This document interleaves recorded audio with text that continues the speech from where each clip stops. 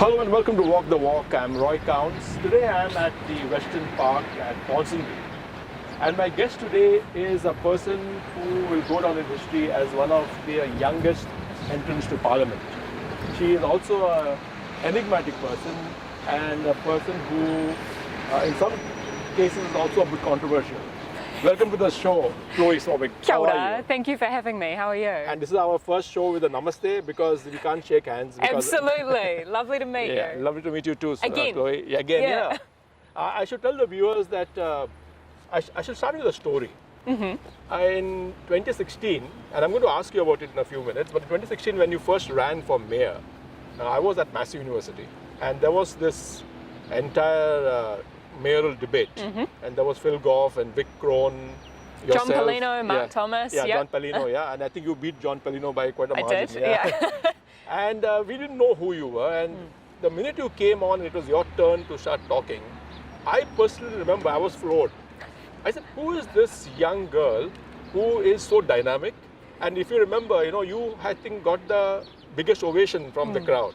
And as subsequently, I think you got to about 29 or 30,000 votes. Yeah, thereabouts. Came in third place. Yeah, which was awesome. Fantastic. Was someone just off left field. Yeah. So we also had no money when we were campaigning. So and that's what actually I remember you saying that you were doing some barter with T-shirts and all that kind of stuff. You had some sort of fashion label or something.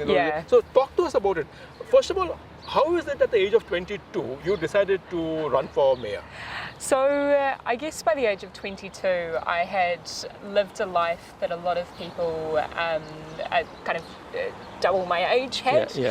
So I moved out of home and left school at the age of 17 and since then have kind of attempted to build my own life and carve my own way. That's right. I went into university a year early. I'm technically a high school dropout because my school made me sign dropout papers, but I did get discretionary entrance to the University of Auckland. Went on to study a Bachelor of Arts in Philosophy and a Bachelor of Laws, never with the intention of being a lawyer, but actually to try and understand the world. While I was there, I got involved in the first business that I ran, which you alluded to, was a menswear label with my ex-partner, who's still a really close friend of mine, Alex. And that was actually just born of, I think, being 17, 18 years old, having worked in retail, saved a bit of money, and trying to solve a problem. And I think, as I was saying to you before, off camera, all of these experiences in business, whether it's the menswear fashion label, whether it was online publication, because we did a bunch of videos back in the day and had kind of our online YouTube channel and podcasts and a bunch of different recipes and lifestyle. And then we started doing pop-up shops and exhibitions and galleries. And just before I was elected to Parliament, I ran a little coffee and donut shop.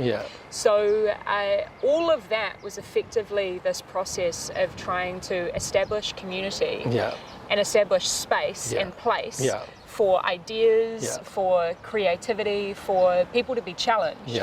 And I think it was far better a education than a Bachelor of Commerce could have been. I mean, what I find fascinating is even in your mid or late teens, you actually had that drive and that spunk to do something.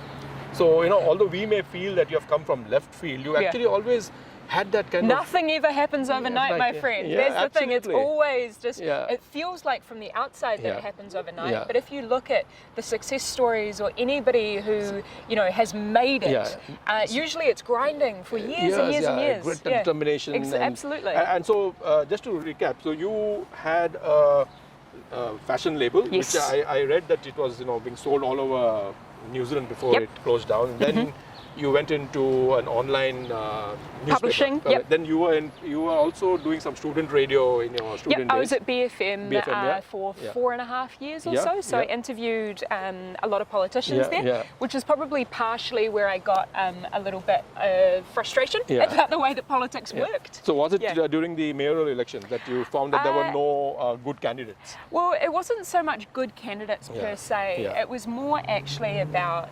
feeling this massive disconnect between what people on the ground say, what small businesses say, what experts, what researchers, what people who are on the front lines of providing housing for the homeless, what all of those people are saying, and then what politicians do. And I was also speaking to academics and people who were engaged in community organisations, and it was that disconnect that frustrated me. So I just got so frustrated. And as you've kind of spoken to all throughout my life, when I see problems, I just try and fix them. That's it. I didn't know what I was doing, but you learn by doing. So you just had this kind of, what do I say, a kind of angst, like, that something has to be done. Basically. Basically. Let's not just leave it to chance. It had to be, recognising that particularly with politics, if you are not at the table, then somebody is speaking for you. That's right. So for me, it was, even if we don't end up winning in the traditional sense, if we change the conversation, then we have evolved the politics. So for me, it was about enabling different issues to come to light, which wouldn't if we weren't there. That's the other thing, which I think is the biggest misnomer or misunderstanding about politics, is that people think it's just one person who's at the front, but it's not. That one person represents a huge community. That's right. So for me, coming forward was to bring in way more people to become involved and interested in the way that politics works. Right. So that was what was exciting about it. So it was very weird when people started asking me about myself.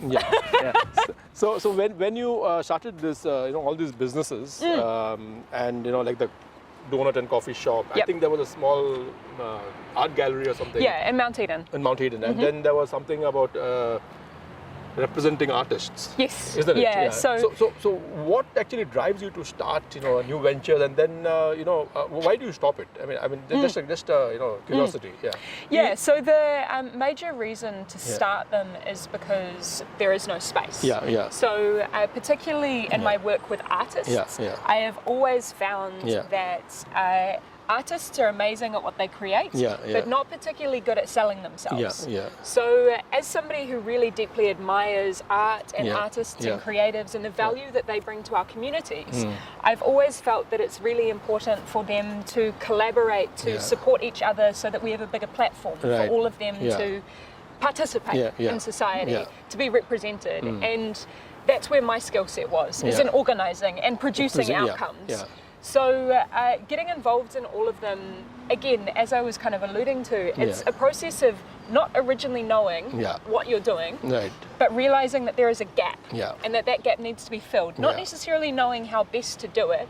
So the process of starting something up is learning from it, and then when you exhaust all of the possible lessons, all of the possible value that you can from it, then we would shut it down and start something new and try something else out. So we probably actually would have run the donut and coffee shop for a few more years had I not been elected. So that's fascinating, because it shows that you're constantly evolving, constantly trying to look at things in a different light, in a different way. So you started all of these businesses, and then you got into the mayoral race.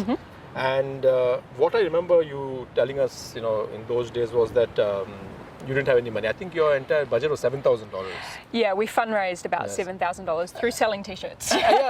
And there were some barter arrangements for hoardings and all of that. So we had phantom bill stickers, liked what we were doing, and hit me up so that we could try and arrange some alternative way. So when you actually went into the mayoral race, it was a kind of a protest, wasn't it? It wasn't, you didn't really think that you had a shot at being mayor, did you? So I mean, very honestly. Yeah, very honestly. I think that if you don't enter a space genuinely believing that you can do it, then there's no point to be there. So we knew that all of the odds were stacked against us. We knew that everybody would say it was impossible. And we knew that, a third party, so-called, had never won. But that was kind of why we did it. It's because everything's impossible until it happens. I have no doubt that in case today, with your background and what you've achieved in the last few years, if you were to stand for mayor, you would actually have a real good shot at, getting the mayoralty. Do you think you have the capability or the capacity to run this city? I would love to. Okay. I mean, I had actually a friend ask me not too long ago if with all of the issues that have come up now and looking at, the emergency budget in the context of COVID-19 that the Auckland Council has had to put up, would I still be happy to be in that position? I would love it. It would be a massive opportunity, a massive challenge. But right now, what the city needs is that vision and that leadership and actually the relationships that bring people together. Because what I see, particularly in local government, one of the biggest problems is people feeling as though they are not being listened to. And part of that problem manifests in people not voting, which in turn means that we have a less representative council, less representative decisions being made, and people feeling as though they're being dragged along as opposed to brought along. Right. And I just think that, those are the kinds of circumstances that I thrive in. Right. I would not have been able to achieve any of the things that I've done through select committees or through my members' bills, other consensus-based things, in a small party of 80 MPs, of 120 in the House, if I wasn't good at working with others. Right, I just want to, briefly touch on something which you just said about, people being apathetic to local government elections. What should be done? What is your solution to this? So there's no one silver bullet, one way to do this. It is multifaceted as an issue, but I think, it's policies. Policies that people feel that they are actively involved and engaged in, that they can believe in. Another one is trust in institutions. People don't necessarily feel as though their voice counts, so then they feel very individualized and alone.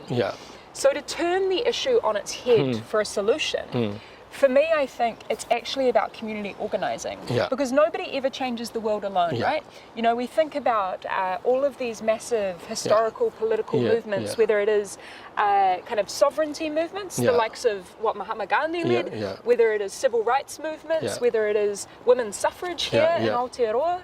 All of those things, there's one person who's a figurehead, but it's tens of thousands, if not millions of people who are demanding that change. And that's what we need. If we want to change our politics, it's not going to come from one person. That's right. It's going to come from a movement. So I think that's where it's interesting to inspect what has kind of happened to the lack of a sense of community, the lack of a sense of a neighbourhood.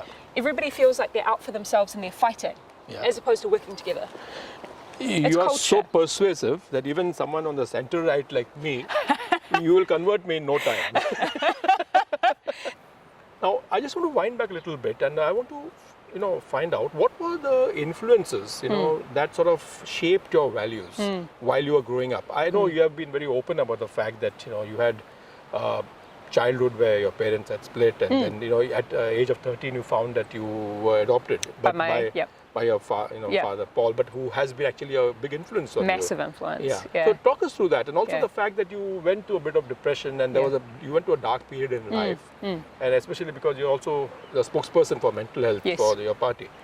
And so talk us through that. So absolutely. So for me, I mean, I remember very vividly growing up. And Paul, my father, my adoptive father, who I get my last name from, Swarbrick, he was actually, you talk about being centre-right, he was very much a National Party supporter. So he worked in finance, and we spent a long time when I was younger just debating politics and why things were the way that they were. And he would regularly try and wind me up, as only dads can. And he would challenge me, and that's when I learned about concepts like feminism, about concepts like equality, about concepts like racism, about concepts like opportunity and equal access to education, all of those kinds of things. And what was interesting is that, I mean, my dad is relatively successful for somebody who dropped out of school at 16, nearly got school C, but he is not, I'm the first person in my family to go to university. So there was always this very interesting dynamic where he treated me with a whole lot of respect and maturity, which is one of the biggest lessons I think in parenting that I've ever taken from him if I ever have kids. So for me, growing up and being respected to unpack issues, and also Dad taking a really active role in my education, So I really loved writing when I was younger, Yeah. and Dad would, after school, sit down with me and we'd practice writing together. He was just one of those very hands-on parents, and that for me is what love Yeah. and empathy and compassion looks like. And that's what's funny, right? We talk a lot about how politics divides people, but actually I think that politics fundamentally is about what we care about, what we value. And I think in this country we're really fortunate in that many of the values that political parties talk about are broadly the same, Yeah. they're just presented in different Yeah. ways. Yeah. One of the things which strikes anyone who meets you, and I remember in 2017 when you put your hat in the ring for the Green Party, I interviewed you on radio in the studio interview, and you did not actually come across as a rabid left winger, like a table thumping. You came across as someone who's quite reasonable, and I guess I read somewhere that when you went into Parliament, you did that same sort of consensus building. You actually worked with experts and Massively, yeah. and you also sort of got other parties together. I regularly work Yeah. with both National Yeah. and Labour Yeah. because you have to. Yeah. I mean, I recognise as well that what we have in Parliament is democratic representation. Yeah. I can't think that I'm better than anybody else, Right. but I hold that same expectation out Yeah. for others. Yeah. Nobody is inherently better than anybody else. Right. What differentiates us are our life experiences and work Yeah. as an ethic. Yeah. So for me, and this is the same kind of approach that I've had actually, you speak about my youth and Yeah. a lot of people do, I've come to realise that becoming a politician is much Yeah. like becoming an adult Yeah. in that the experience you have when you're a younger person looking at adults is you go, oh, they know the meaning of life, they Yeah. have a clue, and when I grow up I'll understand everything. Yeah. And then you grow up and realise that's a lie. Not everybody knows everything, and your parents were making it up. Yeah. And that for me has been just massively liberating to go Yeah. into a space like Parliament. Yeah.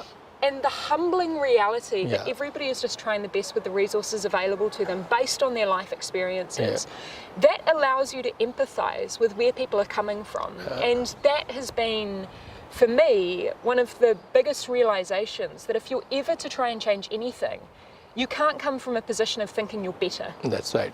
Why the Greens? Because I remember when I saw you at that Massey University debate, I remember thinking at that time, I said, this person should be in the Labour Party, and the Labour Party needs such kind of young blood.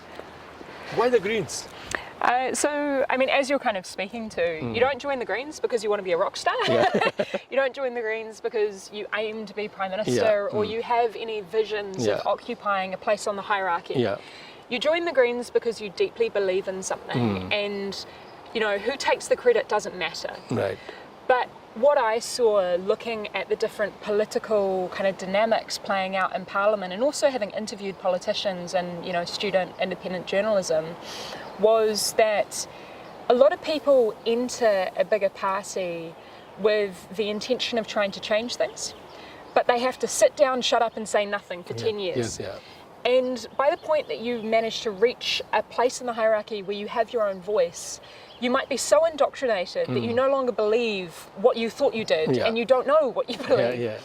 So for me, So you get into sort of a group think with the. Yeah, you get into a group think, but you also have quite a tribal approach to politics. And I understand that collectivism and a team mentality is really critical, but I also think that with the urgency of so many problems that we're facing, particularly in terms of climate, for me it was really important to have that voice from the get-go, because also I don't want to be in politics forever. I think there is a big problem with how a lot of people view politics as a career as opposed to a place to facilitate change. And I think that's why we end up with a lot of stagnation. So it was that, but it was also an alignment of kaupapa, or values, of principles. And this is, I think, something not enough people actually understand. So Green parties all across the world have exactly the same 4 core charter principles. What differentiates the Green Party here in Aotearoa, New Zealand, is recognition of Te Tiriti o Waitangi, founding document of this country. But then you have ecological wisdom, which is basically resources, nature is finite. Even the things that regenerate, like trees or like fresh water, you need to give them time and space and have planning to allow them to regenerate. Right. If you accept that as the premise, the logical starting point, then the next one makes sense, which is social responsibility. If we want to have a society where everybody is able to participate, if you want to have stability in that society, then you need to make sure that at least everybody has access to the basics, particularly in a country that looks like this, Then the third one is appropriate decision making, and this is why local government is so important to me, because it's reflected in my party's principles as well. It's about having decisions be made at the level where it actually affects people.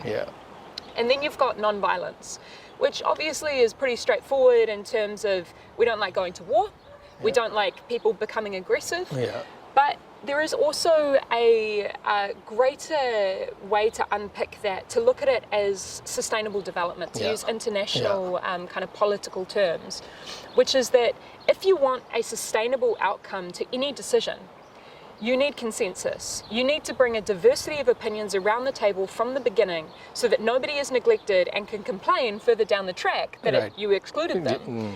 And then you build it, you design it properly.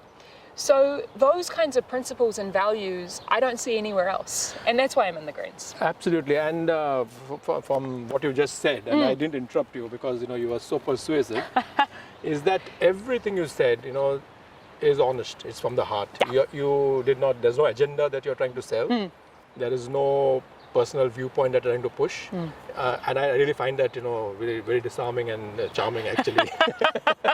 Well, this is the thing. I'm always willing to. I love having discussions with people who think that they really disagree with me, because I think what I regularly find, right, is that they disagree with the concept of me. They disagree with how they think I've been perceived or represented, particularly in the media. But I'm a person, in the same way that you're a person, in the same way that people watching this are people. All of us have these experiences, and it's really important that we're able to level as human beings. Right. So you then had an unsuccessful, but in many ways a very successful bid for the Auckland mayoralty, and we'll change the conversation, which was big. Yes, and the fact that people started actually believing in the stuff that you were talking about. Just like you started making me believe in a lot of the stuff that you're talking about. We'll keep working on it. And you then went into Parliament. Tell us, how was it? A 23-year-old, one of the youngest. Oh, by the way, I wanted to ask you this earlier, but you are, a lot of sources say that you are one of the youngest or the youngest person to be in Parliament, but there was Marilyn Waring, who in 1975 was 23, just your age. Did you ever find out who was actually young? So I'm actually really thankful to touch base with Marilyn pretty frequently. Yeah, she's now a professor in economics at AUT University on the North Shore, but I believe she was about 11 days younger than me when she was elected. So relatively similar, both 23. So how was it going into Parliament as a 23-year-old? Did you go there with stardust in your eyes? Did you go there with saying, I'm now going to change the system? Or did you say that, I don't know where I've landed myself? I mean, what were the emotions that went into your mind the first day you walked into Parliament? So it's an interesting one because I don't know what it's like for anybody who is older than me to enter Parliament. I can only speak to my life experience. So my life experience was recognising that, being a younger person, I had $43,000 worth of student debt. I was living in a rental property that leaked. I had, all of these issues kind of laid out for myself and my community. All of the kind of small businesses that I'd started had come up against really poor structures locally and kind of domestically. So for me, that was the starting point. And I think that I was always very openly pragmatic about how you can't change everything overnight, but as one person you also can't change everything. So I don't see it as cynicism, I see it as pragmatism. And the general approach that I had was always, I am not going to stand here and pretend that I know everything. But also, any politician who stands here and pretends that they know everything is either lying or completely lacking self-awareness. Not sure which one's worse. So for me, bringing in those people who are experts and researchers and community leaders and at the coalface of solving these problems in their communities was critical for informing how I approach things. And that humility to be able to open your mind and admit when you're wrong and change tact when you are confronted with new evidence or hearing about people's perspectives has, I think, always been the only real strength that I have. So the 3 years that you spent in Parliament, have you felt that you achieved what you wanted to achieve? Yes. And I think that is inherent in a number of the things that I've been able to achieve as an individual MP, but also as part of a collective of the Greens. So you can look at, the macro stuff of where we've had impact on climate, on inequality, on housing, but on water quality. But for me, the things that I have done, whether it's in my role on Environment Select Committee, I have helped to lead an inquiry into ACC and its $1 billion invested on behalf of New Zealanders in fossil fuels, whether it is $1.9 billion in mental health funding, whether it is changes to the Misuse of Drugs Act, so all of these things. So talking about mental health, you've done a lot of work in that sphere. As we just said, that there was a time when you went through some personal, depression, issues of your own, and how bad is the situation in New Zealand? And is enough being done to help people with depression? To be entirely honest with you, at this point in time, no. And what we know from the government's mental health and addiction inquiry, and actually also to state another one of the things that I'm proudest of from the past 3 years was finally bringing together a cross-party group on mental health. That was a long time coming, and there was a lot of politics to wrangle through that, like chickens running around. And we know, therefore, that the major driving factors of mental ill health, particularly here, are poverty, isolation, and trauma. And right now, far too many people feel far too isolated. So let's talk about one controversial issue that you have been involved in, and where you have got both a lot of support and a lot of flack, and that is the cannabis referendum bill. Why do you want to make cannabis legal? I have no stand on it. I just want to know, because you are actually the fulcrum, the center point of where. Well, I've found myself being the fulcrum of it because politicians don't want to touch it because it's controversial, as you say, and because it is polarizing. But the real problem with that, my friend, is that so many people are suffering under the status quo. So again, here I'm just grappling with facts. The facts are 80% of New Zealanders use cannabis by the time they're 21 years old. 11% of the population uses regularly. That's between 350,000 to 500,000 New Zealanders using on a weekly basis.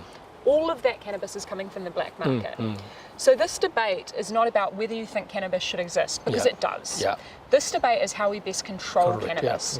And my argument and the facts show that right now we have chaos. We have a free-for-all. We have young people getting access because drug dealers do not check ID, unlimited potency, it being sprayed with synthetics. It just really got to me that politicians weren't willing to grapple with the reality of the situation and instead preferred to use terminology like the war on drugs. So Chloe, tell us about, if I were to vote yes in the cannabis referendum, what would be the advantages? So the main advantage is control. If you decriminalise a substance, then you simply remove criminal penalties from the people who are using it. If you legalise a substance, it doesn't equate to liberalisation, because right now we have an incredibly liberal market. It's just a black market. If you legalise, you put legal control frameworks around who can sell it, who can supply it, the quality controls, potency, the education, the taxation. The second thing is the amount of money that we're currently wasting on the courts, on policing, and we're also not applying a rule of law. So 80% of New Zealanders will use cannabis by the time they're 21. 80% of New Zealanders do not have cannabis convictions. So right now it's very much applied on an ad hoc and actually quite racist basis. And then the third thing is enabling people to actually have a meaningful education conversation. Right now it's very similar to the conversation we were having 10 years ago about abstinence-based education with regard to sex, for example. Just don't do it, because all of the bad things will happen. And as a result, we had more teen pregnancy, we had more kind of unfortunate behaviour, which resulted in more social ills.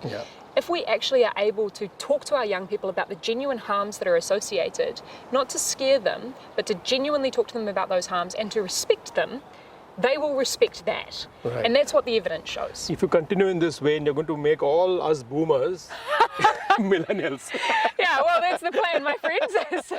And finally, Chloe, you are number 3 in the Greens hierarchy now. Based on what's happening over the last few days, I believe that you have a very good chance of becoming maybe party leader in the short term. And I really believe that you have the nous to maybe one day be the Prime Minister. Do you look at yourself in that as a Prime Minister of New Zealand someday in the future? I think that... Or do you just take life as it comes? Yeah, I do definitely just take life as it comes. But I think that, you know, particularly in a political realm, if people are gearing their career to become Prime Minister, then they probably are putting themselves first. Yeah. I'm far more focused right now on how I can put people first. Right. And that, I think, you know, if things happen, then they happen. But it's never been about me progressing up the hierarchy. It's about how much change I can make. Okay, Chloe. Here we go. It was wonderful talking to you. You're such a delight, to listen to the way you're so passionate about issues. And I hope to, see you soon. I hope you come on my radio show. Absolutely, I'd love to, definitely.